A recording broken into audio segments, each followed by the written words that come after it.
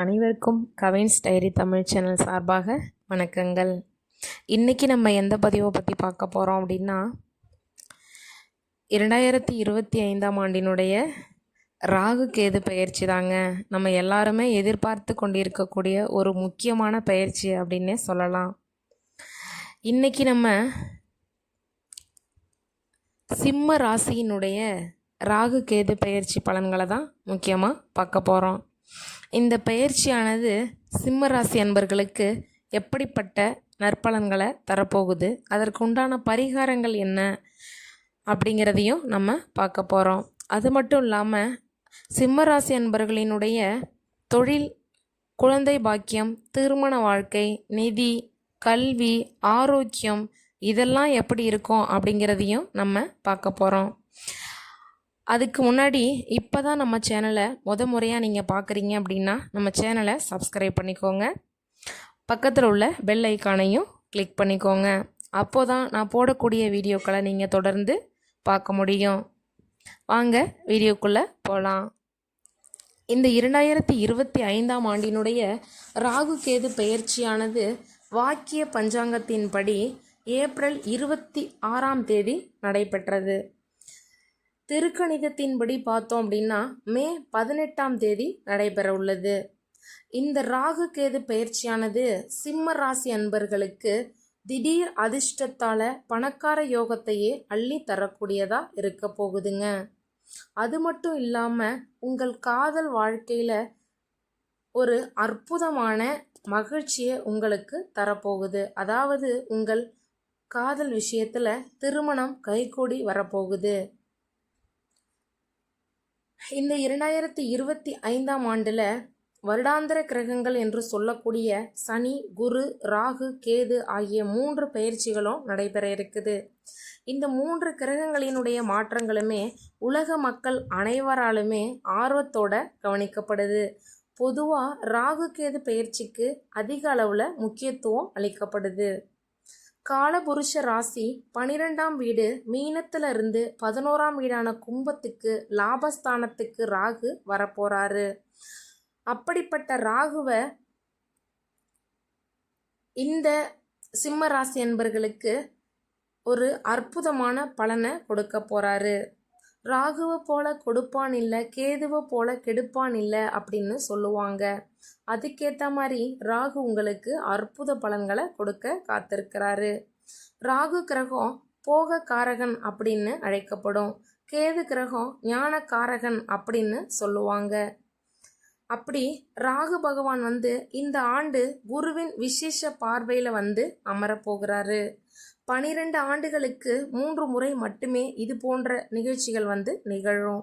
ராகு சுப அசுப இரு பலன்களையுமே கொடுப்பாருங்க. தற்போது குரு பார்வை இருக்கிறதுனால நற்பலன்களை உங்களுக்கு அதிக அளவில் கொடுக்கக்கூடிய காலகட்டமாக இது அமைய போகுது. அதாவது ராகு கேது பெயர்ச்சி அப்படிங்கிறது ஒவ்வொரு ஜாதகரினுடைய வாழ்க்கையையும் திருப்பி கொடுக்கக்கூடிய ஒரு வலிமையான கிரகங்க. இந்த 2025ஆம் ஆண்டு மே 18ஆம் தேதி ராகு கேது பெயர்ச்சி நடக்க இருக்குது. மீன ராசியில இருந்து ராகு கும்பத்துக்கும், கன்னி ராசியிலிருந்து கேது சிம்ம ராசிக்கும் பயிற்சியாக போறாரு.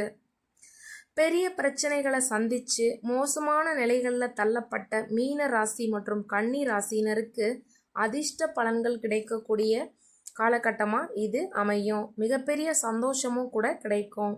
அந்த வகையில் இந்த ராகு கேது பயிற்சியானது நம்ம பயிற்சியாகக்கூடிய சிம்ம ராசிக்கு எப்படிப்பட்ட நற்பலன்களை கொடுப்பாரு அப்படின்னா ஒரு அதிர்ஷ்டகரமான பலன்களை கொடுக்க காத்திருக்கிறாரு.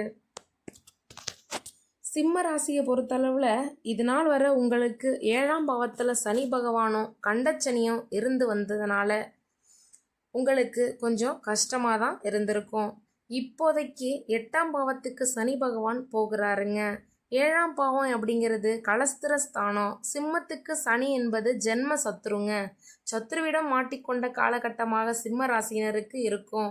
சிக்கியிருந்த விஷயங்கள்ல இருந்தெல்லாம் இனி விடுதலை அடைய போறீங்க. சனி ராகுவால வம்பு வழக்கு, இடம், சத்ரு, கொடுக்கல் வாங்கல் விஷயங்கள்ல நிறைய பாதிக்கப்பட்டு வந்திருப்பீங்க. அது எல்லாமே இனிமேல் கொஞ்சம் கொஞ்சமாக சரியாகும். மற்றவங்களுக்கு பணத்தை கொடுத்துட்டு அதை வாங்க முடியாமல் பிரச்சனைகளை சுமந்து வந்திருப்பீங்க. அஷ்டம சனி அப்படிங்கிறதுனால அச்சப்பட தேவையில்லைங்க. 8ஆம் பாவத்தில் ராகு பகவான் வெளியில் வர்றதுனால நிறைய மேன்மைகளை உங்களுக்கு கொடுக்க போகிறாரு. குருவின் பார்வையில் ராகு வந்து அமர்றதுனால உங்களுக்கு திருமணம் நடக்க அதிக வாய்ப்பு இருக்குது. அதுவும் குறிப்பாக காதல் திருமணம், கலப்பு திருமணம், மொழி, இனம், மதம் விட்டு மதம் அப்படின்னு ஒரு சிறப்பான திருமணம் நடைபெற உங்களுக்கு ஒரு திருமண யோகம் கண்டிப்பாக இருக்குதுங்க. 7ஆம் பாவத்தில் ராகு வந்து அமரும்போது முதல்ல குருவின் நட்சத்திரத்தில் வருகிறாரு. குழந்தைகளுக்கு பள்ளிகளுக்கு கட்டணம் கூட செலுத்த முடியாமல் இருந்தவங்களுக்கு கூட குழந்தைகள் விஷயத்தில் இனி திருப்தி உண்டாக வாய்ப்பு இருக்குது. குழந்தைகளுக்கும் வயதை அனுசரித்து உயர்கல்வி, திருமணம், வேலைவாய்ப்பு, வெளிநாட்டு பயணம், சுபகாரியங்களில் அனுகூலமான பலன்கள் வந்து உங்களுக்கு அமைய போகுதுங்க. ராகு பகவான் சுயசாரத்தில் வரும்போது உங்களுக்கு பாசிட்டிவான நேரம் வந்து ஏற்படும். சொந்த வீடு வாங்கக்கூடிய யோகம் கூட உண்டாகும். புதிய வீடு, பாக்கியம், தொழில், இடம், பூமி, வாகனம் அப்படின்னு நிறைய விஷயத்தில் உங்களுக்கு அதிர்ஷ்டம் உண்டாக காத்திருக்குது. குரு பகவான் 11ஆம் இடத்துல லாபஸ்தானத்தில் சஞ்சாரம் செய்து சொந்த வீட்டையும் வெற்றி ஸ்தானத்தையும் கலஸ்திர ஸ்தானத்தையும் பார்க்க இருக்கிறதுனால இந்த ராகு கேது பயிற்சியில் அனைத்து நன்மைகளையுமே நீங்கள் பெறக்கூடிய ஒரு அற்புதமான ராசி அப்படின்னு தான் சொல்லணும். ராசியில் கேது வந்து அமரும்போது பொதுவாகவே சுறுசுறுப்பும் புத்துணர்ச்சியும் நிறையவே இருக்குங்க. அதை வச்சு நீங்கள் இனி யோசித்து நிதானமாக செயல்படுவீங்க. எதையோ ஒரு விஷயத்தை பறி கொடுத்தது போல் இருப்பீங்க. சில நேரத்தில் பதட்டமாக இருப்பீங்க.